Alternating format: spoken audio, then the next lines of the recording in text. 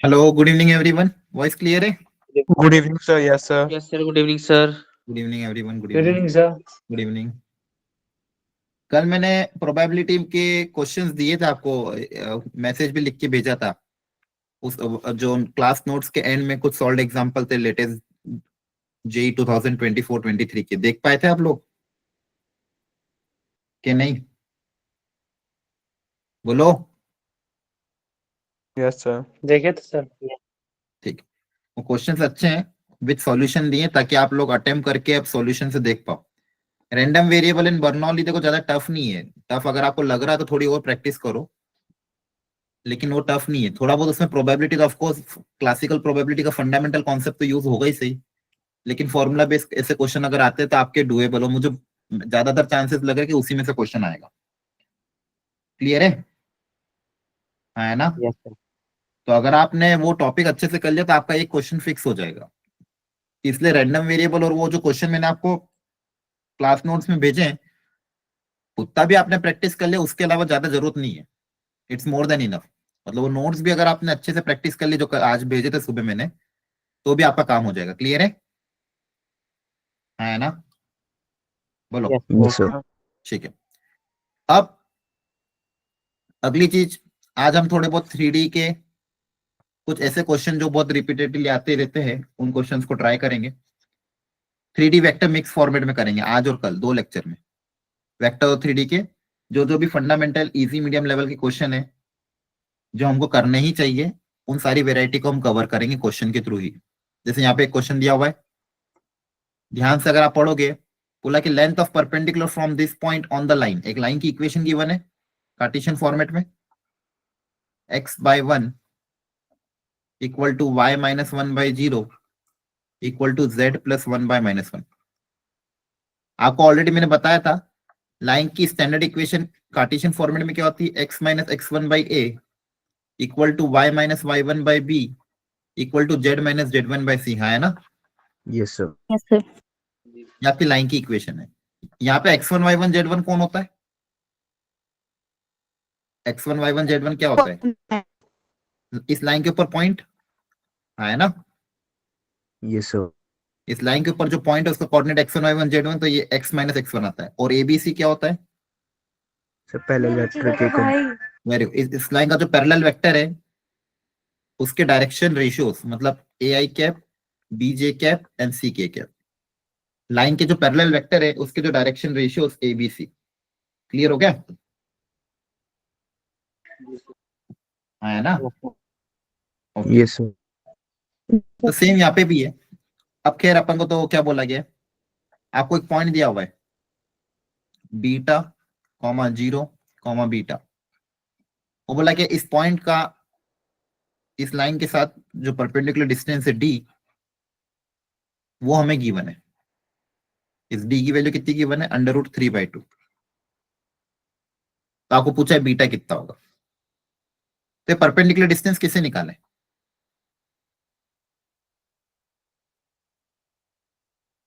बताओ। So general point. हाँ, सबसे पहले इस लाइन, ये क्यू पॉइंट क्यू अज्यूम कर ले जनरल पॉइंट इस लाइन के ऊपर। Yes, sir. समझ में आ रहा है? ये पॉइंट क्यू इस लाइन, अगर ये पॉइंट क्यू आ गया तो डिस्टेंस फॉर्मूला से हो जाएगा काम। सबको लॉजिक समझ में आ रहा है? जी सर। यहां से जो परपेंडिकुलर ड्रॉप करेंगे, फुट ऑफ परपेंडिकुलर, मान लो पॉइंट क्यू, और अगर ये क्यू का कोऑर्डिनेट निकल जाए तो मेरा काम हो जाएगा। तो मान लो इसको अपन ने लैम्डा से इक्वेट किया, इसको कैसे इक्वेट किया? लैम्डा से। इसको लैम्डा से इक्वेट करने के बाद एक्स वाई जेड की वैल्यू निकाले, तो एक्स कितना आ जाएगा बताओ? x/1 इक्वल टू लैम्डा आ जाएगा। y कितना आ जाएगा? +1. Lambda plus 1. 1। ये तो 0 से मल्टीप्लाई होगा, 1 हो जाएगा। अब z कितना आ जाएगा? Sir, minus lambda -1. Very good. तो सिखा रखा है कोऑर्डिनेट कैसे मानते हैं लाइन के ऊपर। उसको हर को लैम्डा से इक्वेट कर दो, और लैम्डा से इक्वेट करने के बाद एक्स वाई जेड निकालो। तो इस क्यू के कोऑर्डिनेट मैंने निकाले लैम्डा, 1, माइनस लैम्डा -1। अब प्रॉब्लम क्या है, मेरे पास 2 अननोन है, एक तो बीटा और एक लैम्डा। अननोन कितने? 2, लैम्डा और बीटा। तो 2 अननोन है तो 2 इक्वेशन चाहिए। एक इक्वेशन तो डिस्टेंस फॉर्मूला से आ जाएगी, Yes, sir. एक इक्वेशन से तो कहां से आ जाएगी डिस्टेंस फॉर्मूला? तो PQ इक्वल टू PQ का स्क्वायर हो जाएगा 3/2। डिस्टेंस फॉर्मूला अप्लाई कर दोगे, लैम्डा माइनस बीटा का होल स्क्वायर प्लस 1 माइनस 0 का whole square plus minus lambda minus 1 minus beta का होल स्क्वायर इक्वल टू 3/2। एक इक्वेशन यहाँ आ गई, लैम्डा और बीटा में इक्वेशन नंबर 1 आ गई। अब एक इक्वेशन और चाहिए, तो बताओ कहां से आएगी दूसरी इक्वेशन? Perpendicular distance. नहीं, परपेंडिकुलर डिस्टेंस तो निकाल दिया ना आपने। परपेंडिकुलर डिस्टेंस तो PQ इक्वल वेक्टर निकाल के फिर इसे ये रिलेशन पहले यहाँ पे वेक्टर आएगा, से एक और रिलेशन कहां ए से डॉट लाएंगे? जे करते हैं, इसे क्रॉस प्रोडक्ट। हाँ वापिस बोलो, क्या कह रहा? वापिस बताना। ये सर PQ वेक्टर निकाल के पीक्यू वेक्टर निकाल के क्या करेंगे? सर फिर ये सर ये जो पैरेलल वेक्टर है ना इसका, ये जो लाइन का बी लाइन का वेक्टर, जो, हाँ से इसके साथ क्रॉस प्रोडक्ट ले लेंगे। क्रॉस क्यों? हाँ क्रॉस सर क्यों लो? सॉरी सर, वो dot product dot sir product लोगे, है ना? जीरो से वेरी इक्वेट गुड। कर। ये जो पीक्यू वेक्टर है और लाइन का जो पैरेलल वेक्टर है, इन दोनों के बीच में एंगल 90 डिग्री होगा, जी सर। यस है सर। ना? क्योंकि Yes, लाइन अगर sir. परपेंडिकुलर है तो पैरेलल वेक्टर, और दो वेक्टर के बीच में अगर एंगल 90 हो तो जनरली हम क्या करते हैं, दोनों का dot product equal to 0। 0. Yes sir. ये रे पीक्यू वेक्टर कैसे निकालो? Q minus P vector. Yes PQ sir. कैसे निकालते? Q minus P. जी सर। तो देखो आप खुद ही कॉन्सेप्ट डेवलप करते हो, कोई फॉर्मूला रखने की जरूरत नहीं है, कोई ऐसा याद रखने की क्वेश्चन जरूरत नहीं है। दो अननोन थे, दो इक्वेशन बनानी थी, एक तो डिस्टेंस फॉर्मूला से इक्वेशन बना दी और एक कैसे बनाएंगे, डॉट प्रोडक्ट से। तो एक तो देखो ये आ गया, एक सेकेंड, डॉट बी वेक्टर। अब बी वेक्टर बताओ क्या होगा, इस लाइन का पैरेलल वेक्टर क्या होगा? इस लाइन का पैरेलल वेक्टर क्या होगा? I I cap cap. Minus, ठीक है आई कैप, हाँ, plus 0 J cap sir, plus minus zero K K, cap. Zero J minus K cap cap. Plus minus ठीक है। Minus k cap. तो ना ये एबीसी, ये तो पैरेलल वेक्टर होता है नीचे वाला, हाँ है ना? Yes sir. यस तो बस इन दोनों का डॉट प्रोडक्ट 0 कर दोगे, यहाँ से इक्वेशन नंबर 2, दो इक्वेशन दो वेरिएबल, क्या लैम्डा और बीटा आ जाएगा, हाँ है ना? Yes sir. Yes sir. देखो 2019 में आया था, लेकिन कॉन्सेप्चुअल ऐसे क्वेश्चन आपको छोड़ने नहीं है। आ रही बात समझ में? क्लियर है जी सबको? सर। Yes, sir. ठीक है, अगली yes sir. Variety Yes, sir. Yes sir. ये प्लेन है, छोड़ देते हैं। हाँ अब ये देखो एक और, if a point R lies on the line segment joining the point PQ, then the distance of the R from the origin, करो try।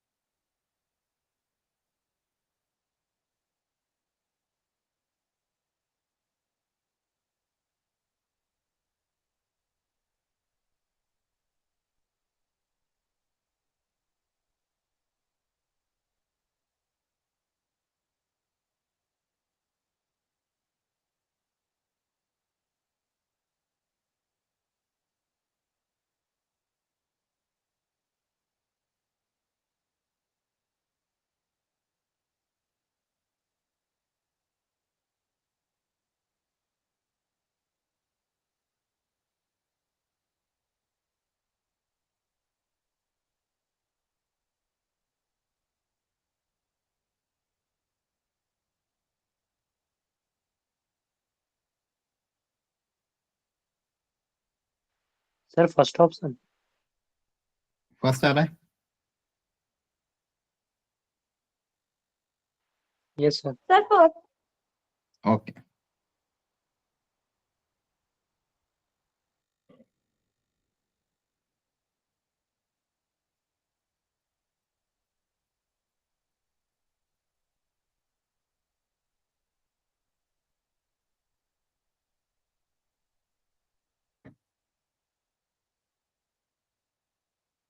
ठीक है।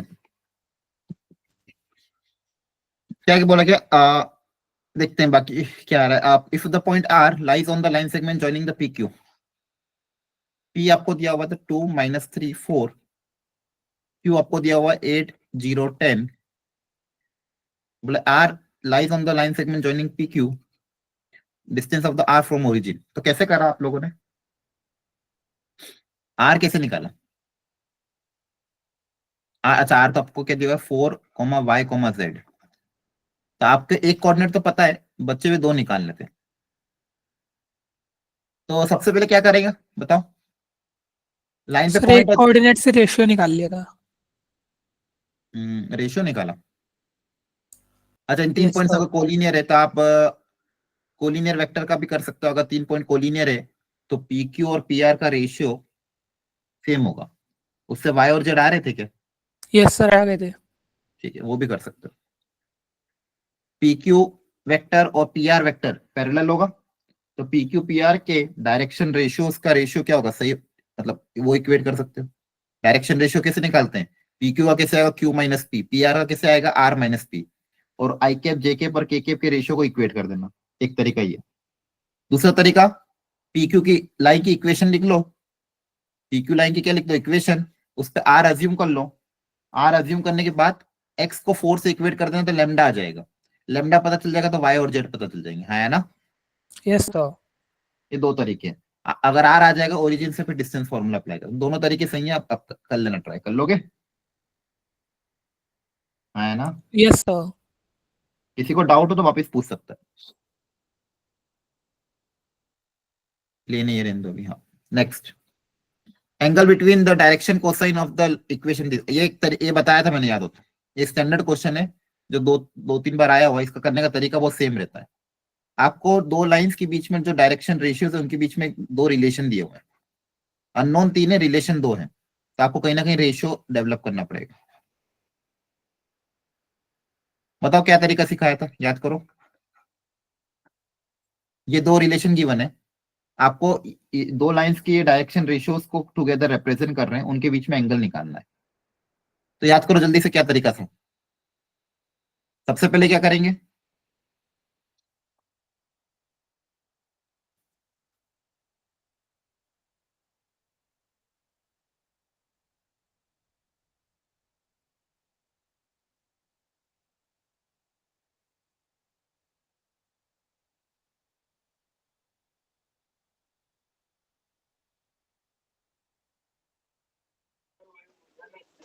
सर पहले एल निकालेंगे। सबसे पहले क्या करेंगे, देखो मैंने याद है क्या कहा, स्टेप नंबर 1, सबसे पहले आपको क्या करना है, इसको दो वेरिएबल में कन्वर्ट करना। किसी एक वेरिएबल को एलिमिनेट करो, हाँ, है ना। जैसे यहां से आप क्या कर सकते हो, जैसे आपने बोला फर्स्ट वाले से एल की, स्टेप 1 क्या, right the relation in two variables. कोई भी दो वेरिएबल्स में आप ले लो, या तो एल एम एन एन कोई भी दो।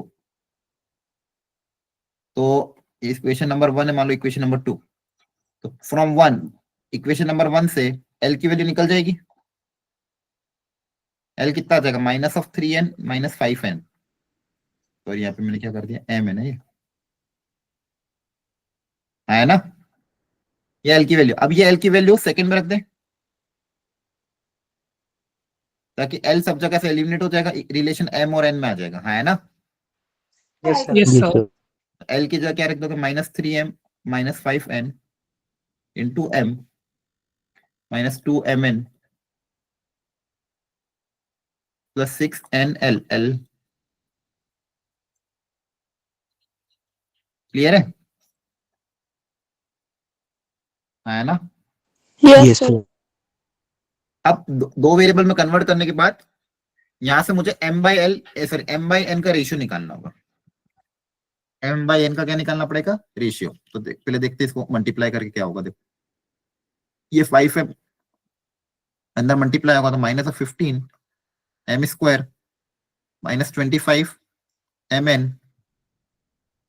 -15 m स्क्वायर -5 25 mn -2 mn, ये हो जाएगा 6 3 18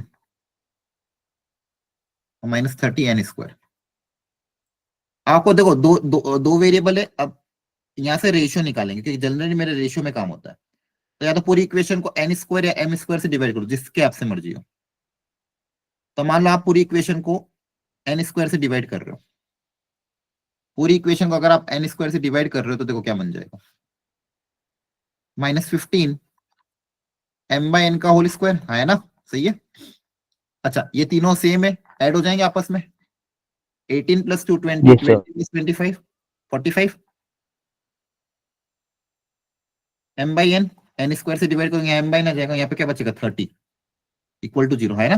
पूरी इक्वेशन को n स्क्वायर से डिवाइड कर दिया, इस पूरी इक्वेशन को n स्क्वायर से क्या कर दिया, डिवाइड कर दिया। क्लियर है। तो m बाई n में क्वाड्रेटिक आ गई, n बाई n में क्या आ गई, क्वाड्रेटिक, है ना, दिख रहा है सबको। 15 भी कॉमन ले लोगे,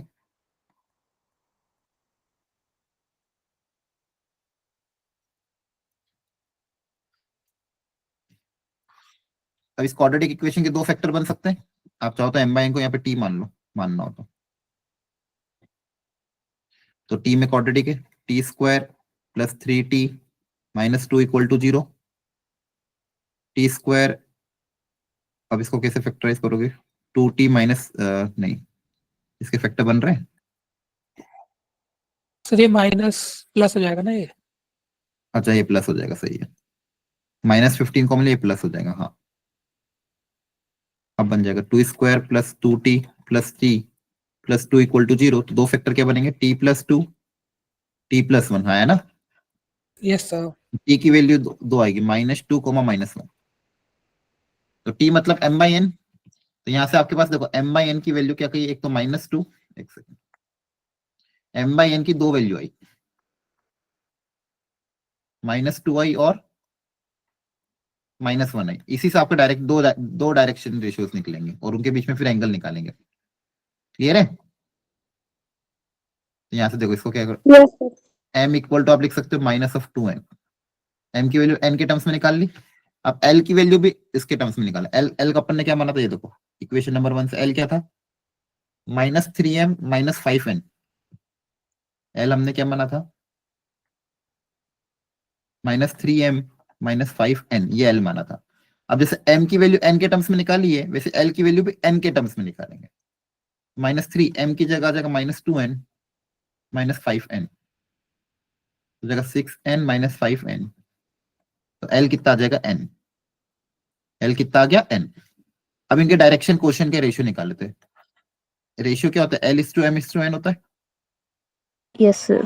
है ना। Yes, अब इनके रेशियो पता करते कितना आएगा, l की जगह आ जाएगा n, m की जगह कितना आ जाएगा -2n, और n की जगह रहेगा n ही। सबको n से डिवाइड कर दो तो रेशियो कितना आ जाएगा, 1:-2:1। तो आपका Yes, डायरेक्शन रेशियो आ गया। ये पहली लाइन का डायरेक्शन रेशियो हो गया, 1 - 2 1। क्लियर है। तो सारा जो भी l और m की वैल्यू n के टर्म्स में निकाली, किसी एक सिंगल वेरिएबल के टर्म्स में, और फिर पूरे को n से डिवाइड करोगे तो ये आ गया। सेम यहाँ पे भी m = कितना आ जाएगा, -n, एक रिलेशन ही आ गया। वापिस l की वैल्यू निकालते हैं n के टर्म्स में। l कितना था, -3m - 5n। m की जगह -n आ जाएगा, तो जाएगा -2n। तो l की वैल्यू निकाल ली। वापिस रेशियो l/m/n। यहाँ पे सेकंड लाइन का रेशियो कितना आ जाएगा, l की जगह आ जाएगा -2n, m की जगह -n, और n की जगह n ही रहेगा। पूरे को n से डिवाइड कर दोगे तो direction cosine, direction ratio of line 2, -2 -1 1। अब दोनों लाइन के डायरेक्शन रेशियोज मिल गए। अब दोनों के बीच में क्या निकालना है, एंगल। दो लाइंस के बीच में एंगल कैसे निकालते थे, दो लाइंस के बीच में एंगल मतलब दोनों लाइंस के पैरेलल वेक्टर के बीच में एंगल, है ना। yes sir. क्या हो जाएगा, दोनों लाइंस के पैरेलल वेक्टर के बीच में एंगल कितना होगा, b1 dot b2 divided by magnitude of b1 magnitude of b2। तो दोनों लाइन के पैरेलल डायरेक्शन रेशियोज क्या है, एक तो ये और एक तो ये। तो यहाँ से आप इसको एक को b1 बोल दो, b1 वेक्टर कितना आ जाएगा, i cap minus 2j cap plus k cap, और b2 vector minus 2i cap minus j cap plus k cap. बस यहाँ वैल्यू पुट अप करेंगे, b1 डॉट b2 पर मैग्नीट्यूड ऑफ b1 दोनों के बीच में एंगल आ जाएगा। आ रही बात समझ में, cos थीटा आ जाएगा। तो तरीका सेम है, बस तरीका स्टेप बाय स्टेप याद रखना। स्टेप 1, एल एम और एन में से किसी एक वेरिएबल को एलिमिनेट कर दो, मतलब आपका रिलेशन आ जाए दो वेरिएबल में। जैसे यहाँ पे मैंने एल को हटा दिया तो पूरी इक्वेशन एम और एन के टर्म्स में कन्वर्ट होगी। अब इसको रेशियो में निकालना, तो पूरी इक्वेशन को एन स्क्वायर से डिवाइड कर दिया, एन स्क्वायर से डिवाइड करने पे एम बाय एन में क्वाड्रेटिक आ गई, तो वहां से एम बाय एन की दो वैल्यू आई, एम बाय एन की वैल्यू आई -2 और -1। तो एक बार -2 रखा तो वहां से पे एक लाइन के डायरेक्शन रेशियोज मिल गए, एक बार -1 माना तो उसकी दूसरी लाइन के डायरेक्शन रेशियोज मिल गए। दोनों लाइन के डायरेक्शन रेशियो पता है, दोनों के बीच में एंगल निकल जाएगा। क्या कॉन्सेप्ट समझ में आया, याद रख लोगे, बोलो। Yes, sir. ठीक है, इसकी प्रैक्टिस वापस कर लेना। इस वैरायटी का क्वेश्चन आता तरीका यही रहेगा हमेशा, ठीक है। Okay, sir. Yes, sir. Okay, अब एक और वैरायटी थी इमेज वाली, image of a point in a line. ये भी मैंने कराया था, मैं आपको चांस दे रहा हूं, एक बार सब लोग ट्राई करेंगे। सोचो क्या तरीका अपनाया था, सब लोग अपने अपने दिमाग में याद करो और खुद का दिमाग लगाओ कि इमेज निकालने के लिए इस क्वेश्चन में मैं क्या कर सकता हूँ। Try everyone. ये लाइन की इक्वेशन गिवन है, एक पॉइंट गिवन है P जिसका कोऑर्डिनेट है 1, 2, -3। इस पॉइंट P की इस लाइन के अबाउट इमेज निकाली गई है। क्यों, दैट इज हमको निकालनी actually A, B, C, image of the point with respect to line. याद करो, हिंट दे रहा हूं, ये पॉइंट R का भी रोल होगा। 1 से 2 मिनट का समय, everyone try and final answer बताओ कितना आएगा। कर रहे हो, बोलो। Yes sir. करो Yes, शुरू। sir. दिमाग लगा थोड़ा। सबसे पहले R कैसे निकालेंगे, पॉइंट R निकालना है सबसे पहले। R अभी निकालना सिखाया था थोड़ी देर पहले। R निकालने के बाद फिर Q निकालना।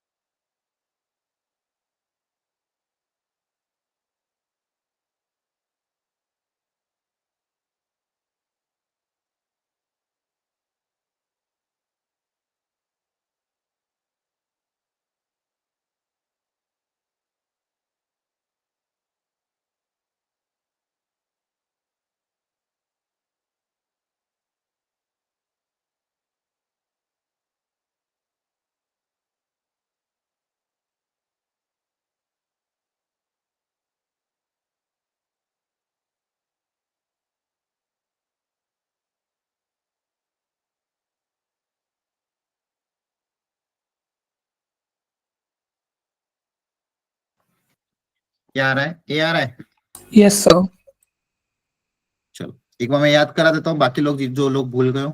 सबसे पहले R पॉइंट निकालेंगे, तो R इसी लाइन के ऊपर लाई कर रहा है, तो R का पॉइंट अज्यूम करेंगे लैम्डा के टर्म्स में।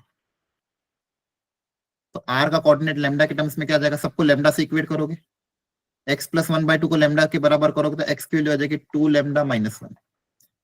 फिर इस y माइनस इसकी वैल्यू लेमडा से बराबर करो तो यहाँ से y ये डिवाइड उधर जाके मल्टीप्लाई हो जाएगा, तो y आ जाएगा। फिर इसको लेमडा से इक्वेट करोगे तो z की वैल्यू कितनी आ जाएगी, माइनस लेमडा। तो पॉइंट r अज्यूम कर लिया लाइन के ऊपर। अब लेमडा निकालने के लिए कंडीशन क्या कर सकते हो, सिंस ये फुट ऑफ परपेंडिकुलर है तो ये वेक्टर और पैरेलल वेक्टर के बीच में डॉट प्रोडक्ट क्या होगा, 0, है ना। Yes sir. स्टेप 2, लेमडा निकालने के लिए तरीका क्या बोला, पीआर वेक्टर का डॉट बी वेक्टर के साथ 0 से, क्योंकि एक ही अननोन है ना तो एक ही रिलेशन चाहिए, तो PR dot B equal to 0। तो पीआर वेक्टर कैसे निकलता है, आर माइनस पी, तो आर ये रहा, पी ये रहा, तो आर में से पी माइनस करेंगे तो आर माइनस पी, फिर आर माइनस पी, फिर से आर माइनस पी, है ना। ठीक है, ये पीआर वेक्टर हो गया। डॉट बी, बी मतलब लाइन का पैरेलल वेक्टर। लाइन का पैरेलल वेक्टर कौन सा होता है, नीचे वाला, इन दोनों का डॉट प्रोडक्ट। तो डॉट प्रोडक्ट कैसे लेते हैं, a1 a2, आई का आई के साथ मल्टीप्लाई, जे का जे के साथ, के का के साथ, यहाँ से आपके पास लेमडा आ जाएगा। क्या आ जाएगा, लेमडा। स्टेप 2 में लेमडा आ जाएगा। लेमडा जैसे ही पता चला आर का कोऑर्डिनेट आ जाएगा, यस सर।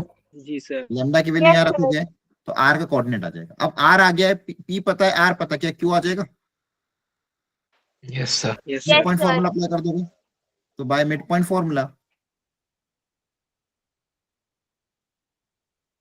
आपको पी पता है, आर पता है, तो मिड पॉइंट फॉर्मूला अप्लाई करने के बाद आप क्यू निकाल लेना। क्यू निकल जाएगा तो पॉइंट ए बी से आ जाएगा, तीनों का एडिशन कर देना। क्लियर है, ये स्टैंडर्ड वेराइटी क्लास में कवर करी तो क्वेश्चन आ सकता है। आई बात समझ में, बोलो। Yes, sir. Yes, sir. Image वाला क्वेश्चन कभी भी आए हमेशा करना solve. Next, shortest distance. Shortest distance one of the very important concept है, और अभी पिछले कुछ सालों से बहुत क्वेश्चन आ रहे हैं। Shortest distance between skew lines. एक तो स्क्यू लाइन और पैरेलल लाइन, दो फॉर्मूले होते हैं। अगर लाइन स्क्यू है दैट इज पैरेलल नहीं है, एक लाइन है मान लो R vector equal to a1 plus lambda b1, तो दूसरी लाइन है मान लो R vector equal to a2 plus lambda b2। तो दोनों लाइंस के बीच में शॉर्टेस्ट डिस्टेंस का फॉर्मूला बताओ क्या था। से a2 minus a1 dot b1 cross b2 upon में b1 क्रॉस b2 का मैग्नीट्यूड। वेरी गुड, ये फॉर्मूला सबको रटा होना चाहिए। a2 minus a1 dot b1 cross b2, तो ऊपर एक तरह का बॉक्स प्रोडक्ट हो गया, क्रॉस और dot, divided by magnitude of b1 cross b2। तो हमेशा देखो, इसको निकालने के सबसे अच्छा तरीका क्या, मतलब बेसिकली ये फॉर्मूला अप्लाई करना। तो सबसे पहले a2 माइनस a1 वेक्टर निकाल लो। a2 a1 मतलब दोनों लाइन के ऊपर जो पॉइंट होते हैं वो a1 a2 वेक्टर होते हैं। b1 b2 मतलब parallel vector. a2 minus a1 निकाल लिया, इसके बाद b1 क्रॉस b2 निकाल लो। b1 क्रॉस b2 b2 कैसे निकालता है आपको पता है, आई जे के दिस एंड दिस, है ना। Yes sir. दो वेक्टर का क्रॉस प्रोडक्ट। अब ये दोनों निकालने के बाद इन दोनों का आप एक तो इसका पहले मैग्नीट्यूड भी पता कर लो कि मैग्नीट्यूड कितना आएगा। वेक्टर निकालने के बाद इसका मैग्नीट्यूड पता चल जाएगा। अब इस वेक्टर और इस वेक्टर को क्या निकालना, डॉट प्रोडक्ट। तो a2 माइनस a1 जो आपने निकाला है वो जो वेक्टर, और ये जो b1 क्रॉस b2 जो वेक्टर है, इनका डॉट प्रोडक्ट कर लेना, तो यहां से भी एक वैल्यू आ जाएगी।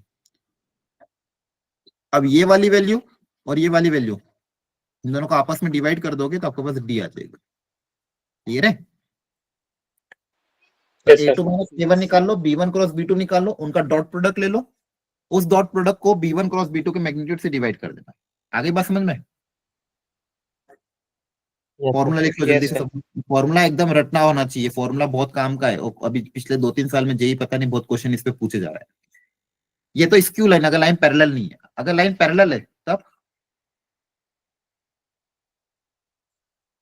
पैरेलल लाइंस का कॉन्सेप्ट है, जैसे मान लो एक वेक्टर है a1 plus lambda times b, और दूसरा वेक्टर मान लो a2 plus mu times b, दोनों का पैरेलल वेक्टर b अगर है, सेम है।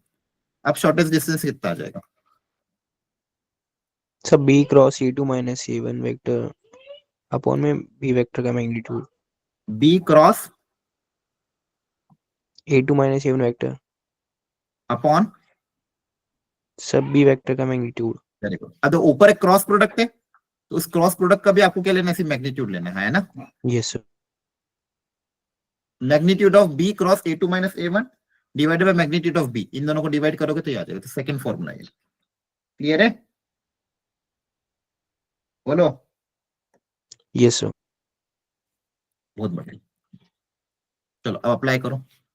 अच्छा, लाइन पैरेलल होगी कि नहीं होगी कैसे पता चलेगा?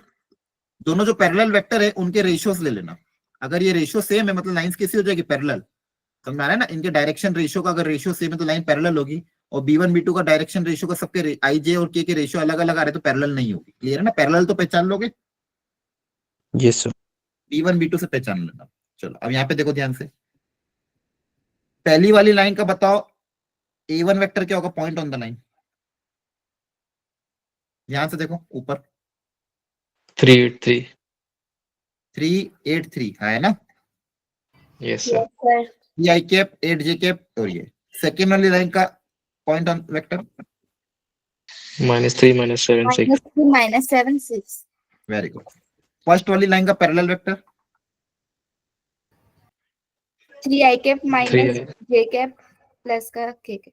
वेरी अच्छा, गुड, है ना? मतलब एक ही बात है, 3i हाँ. Cap -j cap plus k cap. Yes. Line 2 का पैरेलल वेक्टर -3, 2 और 4. Very good. क्या ये दोनों पैरेलल तो नहीं है? नहीं सर. चलो No, sir. डी निकालो। प्रैक्टिस करो सब लोग, सब लोग ट्राई करेंगे। अप्लाई करो फॉर्मूला।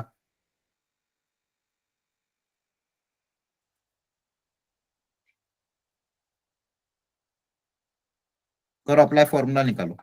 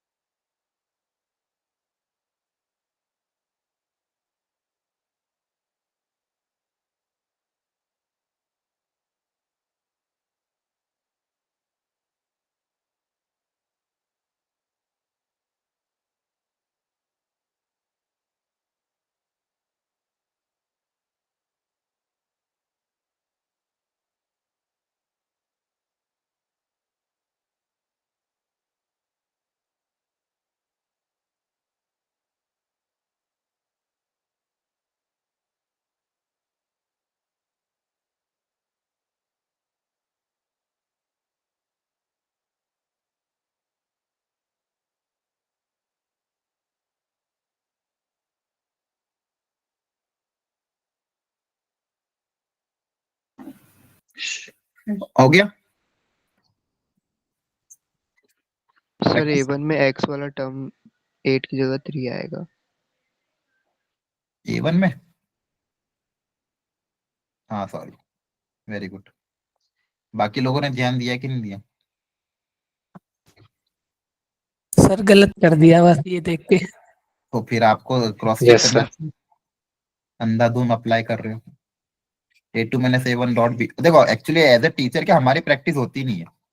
अब हम थोड़ी बैठ के क्वेश्चन सॉल्व करते रहते हैं।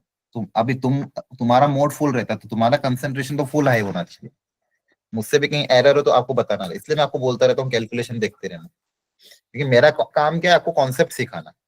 अभी छोटी ये जो चीजें है ना, इधर से उधर लिखने में ये सब एरर हो ही जाता है, क्योंकि हमारे पास इतने काम रहते हैं दूसरे कि हम ये सब क्वेश्चन सॉल्विंग, हमारा मेन क्या है भाई, आपको कॉन्सेप्ट अच्छे से समझ में आ जाए। कभी कभी इसलिए एरर हो जाते हैं, तो आप लोग ध्यान दिया करो। इसी को बोलते हैं एक्टिव पार्टिसिपेशन, कि आप लोग क्लास में देखो कि कहीं जब सही सही लिखा कि नहीं लिखा।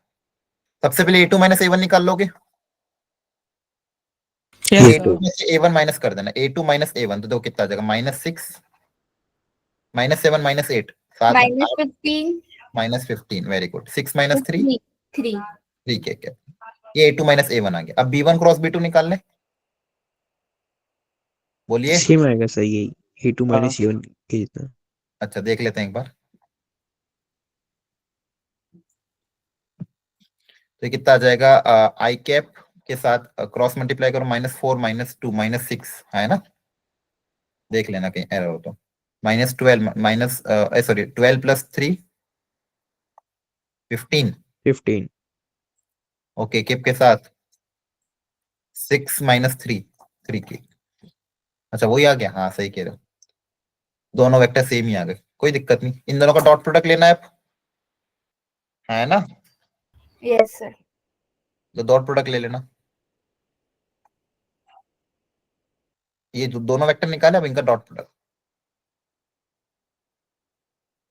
A2 - A1 dot B1 cross B2। दो वेक्टर का डॉट प्रोडक्ट लेना है, तो दो वेक्टर का डॉट प्रोडक्ट कैसे लेते हैं, आई का आई के साथ मल्टीप्लाई, जे का जे के साथ, के का के के साथ, हाँ है ना। Yes yes sir. -6 स्क्वायर, 15 का स्क्वायर और 3 का स्क्वायर, तो ये आ जाएगा 36। 15 का स्क्वायर कितना होता है, 225 बस 250 कितना आ रहा है इन तीनों का एडिशन, 270 270.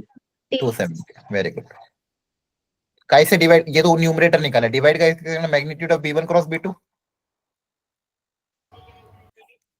आप ध्यान से देखोगे तो वापस ये बनेगा A square plus B square plus C square, है ना। Yes Yes, sir. 270 270 के अंदर क्या लिखा, बेसिकली 3 × 3 × 3 × 2 × अंदर तो 10 तो रह ही जाएगा, 3 भी रह जाएगा, तो 3√30 ऐसा कुछ होगा, या फिर चलो √70 रहने दो, कुछ फर्क नहीं पड़ता, समझा। इन दोनों को डिवाइड करते हैं,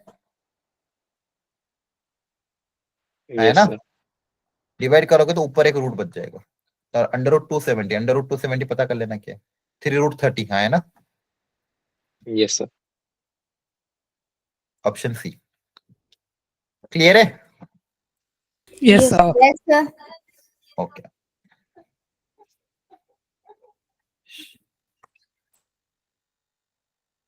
अब देखो यहाँ पे दो लाइन दी हुई है, और इनके बारे, अच्छा क्वेश्चन है भी, अगर ये इंटरसेक्ट करती है तो एल और एम की वैल्यू क्या होनी चाहिए, for every value of L M, या फिर स्पेसिफिक एल एम। अच्छा ट्राई करो इसको, अच्छा क्वेश्चन।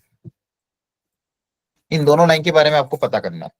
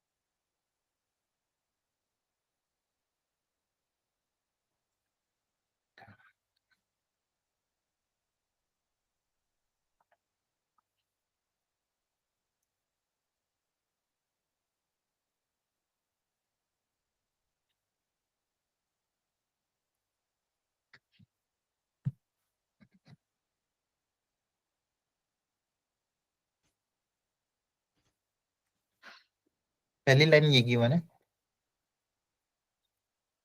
और दूसरी line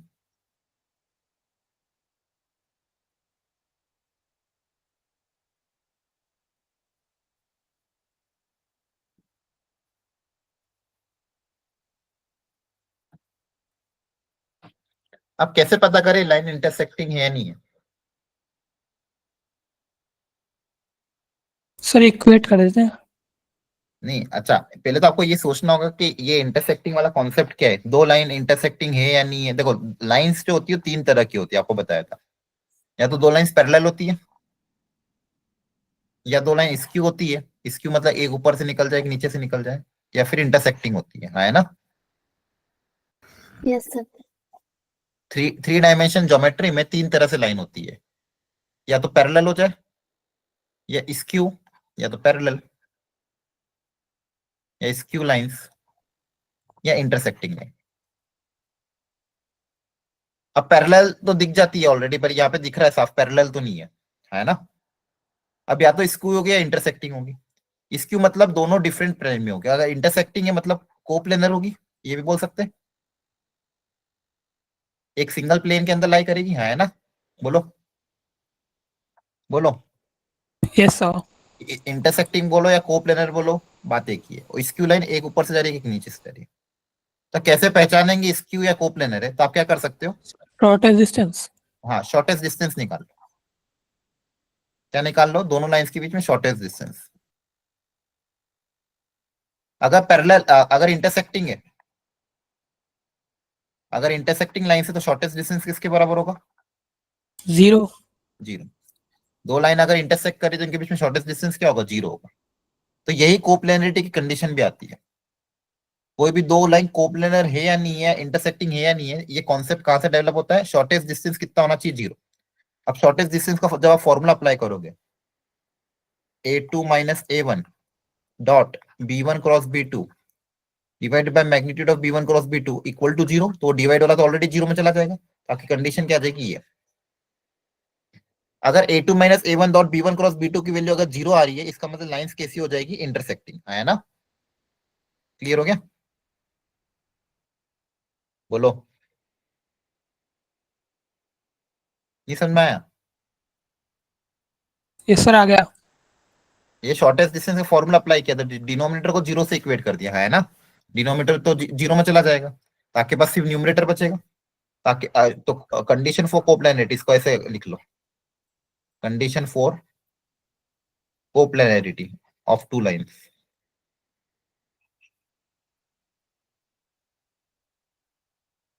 a2 minus a1 dot b1 cross b2 equal to 0। अब ध्यान से देखो, ये एक बॉक्स प्रोडक्ट है, याद आ रहा है? बॉक्स प्रोडक्ट सिखाया था, ए बी सी।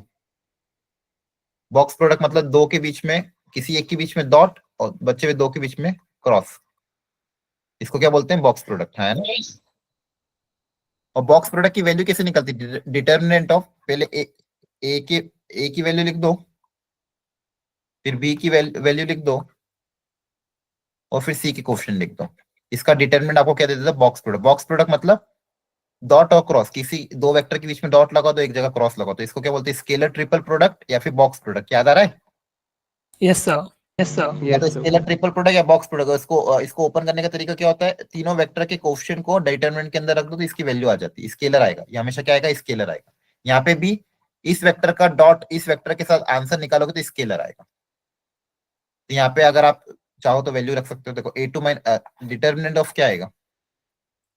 इधर b1, यहाँ पे b2, और ऊपर a2 माइनस a1। तो देखो ये आपका a1 वेक्टर, ये a2 वेक्टर, ये b1 वेक्टर, और ये b2 vector.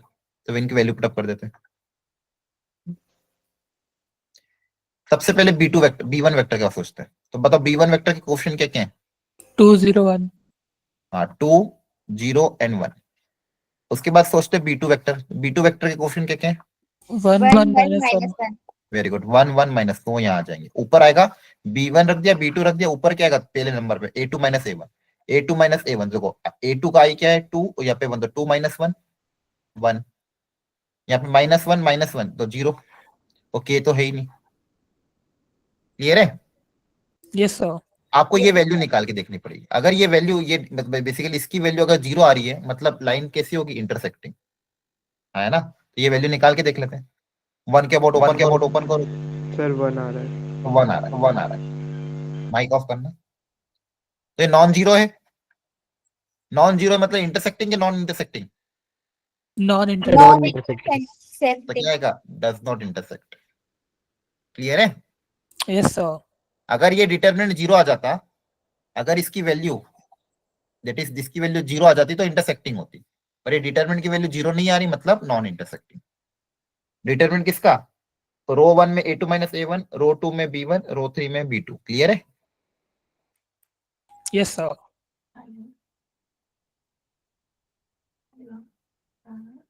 Clear? Yes, sir. Yes sir Yes, sir. और भी क्वेश्चन रिपीट हुए थे, ये ऑलरेडी अभी सिखाया। Length of perpendicular from this on the line, कर लो क्या सॉल्व? एक बार ट्राई कर लेना होमवर्क में। एक पॉइंट का एक लाइन से परपेंडिकुलर डिस्टेंस है ना, Yes, sir. और two lines intersected R, then the reflection of the R. देखो दो लाइन आर पे, ये अच्छा क्वेश्चन, दो लाइन आर पे इंटरसेक्ट कर रही है। एक लाइन है ये, एक लाइन है ये, दोनों लाइन किसी पॉइंट आर पे इंटरसेक्ट कर रही है। सबसे पहले उस आर का कोऑर्डिनेट निकालना पड़ेगा। करो ट्राई। अच्छा क्वेश्चन है। पहले आर का कोऑर्डिनेट निकालो, फिर एक्स वाई प्लेन के अबाउट इमेज निकाल लेंगे। करो ट्राई एवरीवन।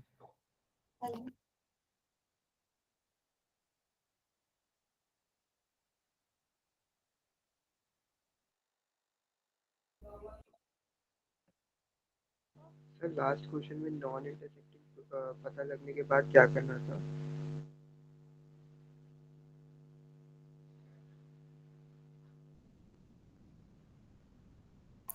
हाँ, लास्ट वाले क्वेश्चन में नॉन इंटरसेक्टिंग पता चल गया, तो वही पूछा था। ऑप्शन देखा ना अपने, अगर इंटरसेक्टिंग है तो आंसर आ जाएगा डज नॉट इंटरसेक्ट, बाकी सब में इंटरसेक्टिंग बोला था। ठीक है, ओके सर। हमको पता करना था इंटरसेक्टिंग है या नहीं है। तो इंटरसेक्टिंग है या नहीं है पता करने के लिए डिटरमिनेंट निकाला। अगर डिटरमिनेंट 0 आ जाता तो इंटरसेक्टिंग होता, और डिटरमिनेंट नॉन जीरो आ रहा है, इसलिए डज नॉट इंटरसेक्ट। तो ऑप्शन नंबर ए। अब ये वाला क्वेश्चन करो। पॉइंट कैसे पता करेंगे, ट्राई करो।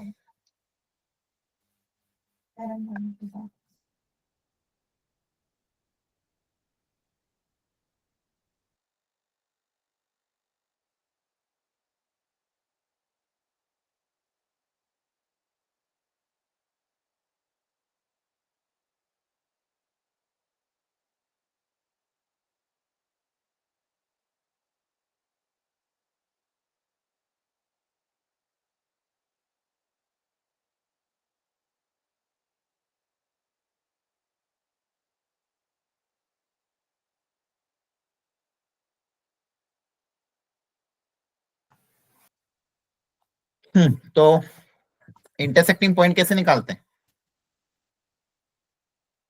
सर सबसे एक पहले, मिनिमम पॉइंट निकाल के हाँ वेरी गुड, ये देखो ये दूसरे सबको में आना चाहिए। ये जो इंटरसेक्टिंग पॉइंट वाला कॉन्सेप्ट है, ये किसी भी क्वेश्चन में यूज हो सकता है।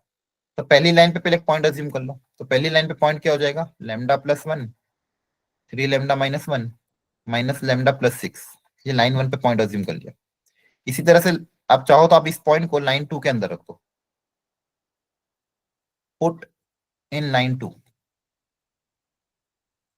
ये लाइन 1 का एक्स वाई जेड कोऑर्डिनेट मान लिया आपने। अब इसको लाइन 2 में रख दो। अब लाइन 2 क्या थी?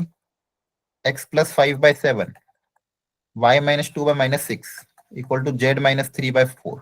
मतलब लैम्डा की वो वैल्यू आनी चाहिए जो ये तीनों के तीनों को सेटिस्फाई करनी चाहिए। x की जगह अगर रखा लैम्डा प्लस 1, लैम्डा प्लस 3 होगा।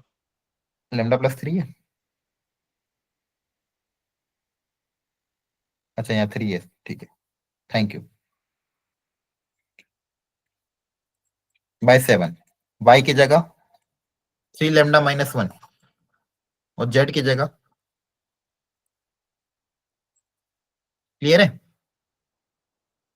अब इन दोनों को एक बार क्रॉस मल्टीप्लाई करके यहां से लैम्डा निकालना। समझ में आ रहा है? इन दोनों को क्रॉस मल्टीप्लाई सर करके कितना निकालोगे? लैम्डा। वो लैम्डा की वैल्यू एक बार यहाँ पे रख के देखना, और देखना ये रेशियो कितना आ रहा है। और वो रेशियो और ये वाला रेशियो भी क्या आना चाहिए? सेम। अगर वो लैम्डा की वैल्यू तीनों में सेटिस्फाई कर रही तो दिक्कत नहीं। ठीक है, तो तीनों में सेटिस्फाई करनी चाहिए, याद रखना। तो लैम्डा की वैल्यू आप निकालोगे, वो तीनों में सेटिस्फाई करेगी तो लैम्डा आ जाएगा, लैम्डा की वैल्यू यहाँ रखोगे तो पॉइंट आ जाएगा। क्लियर है?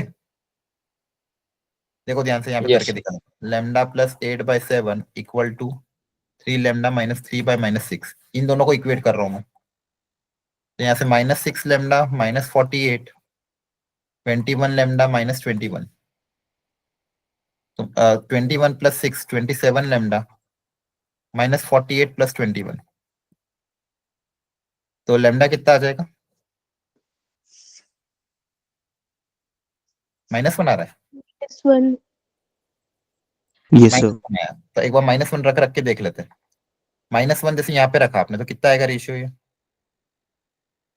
तो यहाँ पे रख के देखो, -1 रखा अगर यहाँ पे लैम्डा की वैल्यू, -1 प्लस 8/7, एक्स वाला रेशियो कितना आ जाएगा? 1। वाई वाला रेशियो निकाल लेते हैं, 3 इंटू -1 -3/-6, तो ये भी कितना आ रहा है? 1 है ना। और जेड में भी रख के देख लेते हैं, यहाँ पे अगर -1 रखोगे तो -1 प्लस 3/4, ये भी कितना आ रहा है? 1, मतलब सही कर रहे हैं। लेमडा इक्वल टू -1 के तीनों सही आ रहे हैं, मतलब लेमडा की वैल्यू -1 होगी, तो लेमडा की वैल्यू -1 होगी तो आर आ जाएगा। लेमडा की जगह -1 रख दे, Yes.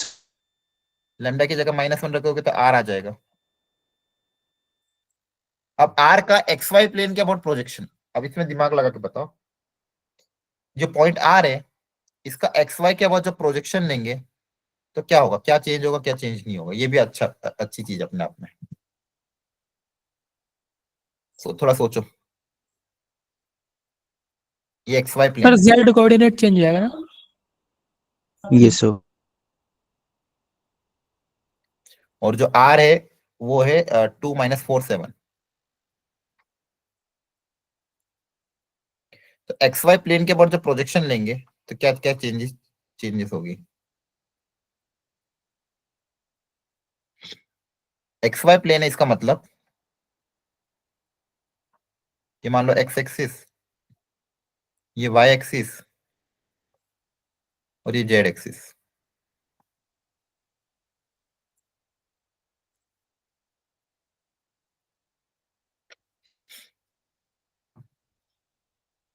तो ध्यान से देखो, इस पॉइंट का एक्स कोऑर्डिनेट 2 है, मतलब ये डिस्टेंस 2 हो रहा होगा, वाई कोऑर्डिनेट -4 है, मतलब ये -4 हो रहा होगा।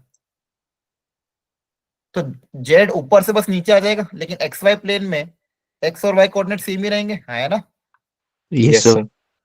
ये विजुलाइज करके देखना, पता होना। Yes, sir. तो जेड +7 का कितना हो जाएगा? -7. ऐसा -7. क्लियर हो गया? Yes sir. Yes, sir. ध्यान रखना। एंगल बिटवीन लाइन, दो लाइंस के बीच में एंगल कैसे निकालते हैं बताओ? cos थीटा वाला सर? हाँ, angle between two line is the angle between their parallel vector, ये कॉन्सेप्ट है, याद Yes, रखना, sir. बार बार भूलना नहीं है, अब बताया था अभी भी। दो लाइन के बीच में एंगल मतलब दो लाइन, उन दोनों के बीच में पैरेलल वेक्टर के बीच में एंगल, और पैरेलल वेक्टर अगर b1 b2 है तो दोनों वेक्टर के बीच में एंगल का फॉर्मूला ये अप्लाई हो जाएगा। b1 vector dot b2 vector upon magnitude of b1 vector dot b2. ठीक है, याद रखना।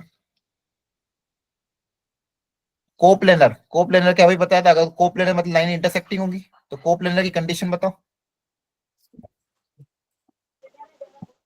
अभी बताया था a2 - a1 dot b1 cross b2 equals to 0. Equal to 0 कर लोगे, इससे लैम्डा आ जाएगा, है ना। Yes, sir. याद रखना, अभी बताया था ना। Yes sir. ठीक है, जी सर. ये वाला क्वेश्चन भी मैंने बहुत स्टैंडर्ड अभी क्लास में कराया भी था। ये यहाँ प्लेन दे दिया। अच्छा एक चीज याद रखना, माइक ऑफ करो यार, किसका माइक? प्लेन जो है डिलीट हो चुका है आपके सिलेबस से। प्लेन का बस थोड़ा बहुत इक्वेशन, मतलब आपको प्लेन के क्वेश्चन डिटेल में सॉल्व नहीं करना था। जो लोग भी बिना सोचे समझे प्लेन के क्वेश्चन सॉल्व कर रहे हैं, आपको सॉल्व नहीं करना था। आपको मैंने हर बार बोला है कि सिलेबस का प्रिंट आउट निकाल के कोई भी चैप्टर पढ़ो, कोई भी पीवाई के पुराने सॉल्व करो, डायरेक्टली सॉल्व थोड़ी करने हैं। 2020 में, 2021 में, 2023 में हो सकता है प्लेन के बहुत क्वेश्चन आए हो, लेकिन अब डिलीट हो गया है। तो आपको हमेशा सिलेबस की कॉपी लेके ही पीवाई क्यू सॉल्व करना चाहिए, कोई भी सब्जेक्ट हो। इस चीज का हमेशा ध्यान रखना, अदरवाइज आप टाइम वेस्ट करोगे। ठीक है, अब सुनो ध्यान से, ये क्या प्लेन इसमें इंट्रोड्यूस हो गया। ऐसा एक क्वेश्चन मैंने आपको कराया था, distance of a point from a line measure parallel to line पे, बस वो सीख लो। मान लो एक लाइन की इक्वेशन आपको गिवन और एक पॉइंट है, और बोला है कि इस पॉइंट का परपेंडिकुलर डिस्टेंस निकालना है, किसी और लाइन के पैरेलल ये डिस्टेंस निकालना है। क्लियर है? इसका तरीका क्या सिखाया था मैंने आपको? आपको ये लाइन की इक्वेशन पता है तो इसका पैरेलल वेक्टर पता होगा, और इसका पैरेलल वेक्टर पता है, पॉइंट पता है, तो सबसे पहले लाइन पीक्यू की इक्वेशन निकाल लेना। लाइन पीक्यू की क्या निकाल लोगे? इक्वेशन। अब समझना पीक्यू की इक्वेशन कैसे निकालोगे? पॉइंट पता है, पैरेलल Yes, वेक्टर, पीक्यू की इक्वेशन आ जाएगी। जी अब पीक्यू की इक्वेशन पता है, ब्लू लाइन की इक्वेशन, दो लाइन की इक्वेशन पता है, दोनों का पॉइंट ऑफ इंटरसेक्शन निकालना है। अभी जो बताया था, दो लाइन के बीच में पॉइंट ऑफ इंटरसेक्शन निकालना है। क्लियर है? यस आर आ सर। क्यू आ जाएगा, क्यू पी पता है, क्यू पता है, डिस्टेंस निकालने का। इसी तरह से एक और तरीका क्या है, जैसे यहाँ पे भी find the distance of the, अब ये प्लेन है, अब प्लेन का सिर्फ एक चीज इतना सा याद रख लो, प्लेन वैसे डिलीट हो गया, लेकिन एक फंडामेंटल इतना पता होना चाहिए प्लेन के लिए, यहाँ पे बता रहा हूँ। कोई भी प्लेन जो होता है उसकी जनरल इक्वेशन इस फॉर्मेट में होती है, ax plus B Y plus C Z plus D equal to 0। एक तो बस दो चीजें पता होनी चाहिए प्लेन के बारे में, बस उतना याद रखना। कोई भी प्लेन की इक्वेशन किस फॉर्मेट में होती है? ax plus B Y plus C Z plus D equal to 0। अब यहाँ पे जो एक्स वाई जेड के कोफिशिएंट है एबीसी, ये क्या होते हैं? ये उस प्लेन के नॉर्मल वेक्टर के डायरेक्शन रेशियोज होते हैं, A I cap, B J cap, C K cap. भाई ये दो चीज आपको पता होना चाहिए। किसी प्लेन की इक्वेशन आपको गिवन है तो उस प्लेन की इक्वेशन में जो भी एक्स वाई जेड के कोफिशिएंट होंगे वो उस प्लेन के जो नॉर्मल वेक्टर है, उस प्लेन के जो नॉर्मल वेक्टर है उसके डायरेक्शन रेशियोज होते हैं। तो कभी भी अगर प्लेन की इक्वेशन पता है मतलब आपको नॉर्मल वेक्टर पता है, याद रखना। प्लेन की इक्वेशन पता है मतलब आप डायरेक्टली नॉर्मल वेक्टर निकाल सकते हो। क्लियर है? मान लो प्लेन की इक्वेशन ये है, तो बताओ इसका नॉर्मल वेक्टर क्या होगा? 1 - 2 3। हाँ, आई कैप माइनस 2 जे कैप प्लस 3 की कैप। क्लियर है?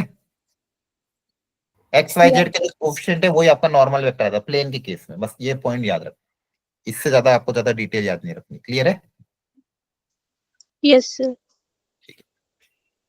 ओके, आज के लिए इतना ही रखते हैं। आज कुछ फंडामेंटल्स क्लास वाले क्वेश्चन हमने कवर किए थे। आपको थोड़ी प्रैक्टिस करना था, आपको क्लास इलस्ट्रेशन में से और प्रैक्टिस कर सकते हैं, या फिर बेस्ट आपका है कि आप लोगों को लिए बहुत अच्छा असाइनमेंट अपलोड किया गया है, वेक्टर का भी और 3D का भी। वो असाइनमेंट अगर आपने कर लिया उसके बाहर ज्यादा आपको करने की जरूरत नहीं है, इसमें लगभग सब कवर है, तो उस असाइनमेंट ही कर लेना तो भी बहुत है। अगली क्लास में थोड़ी और वैरायटी कवर करेंगे। क्लियर है? Okay yes sir. Okay, thank you, bye bye, good night. Bye sir, good night.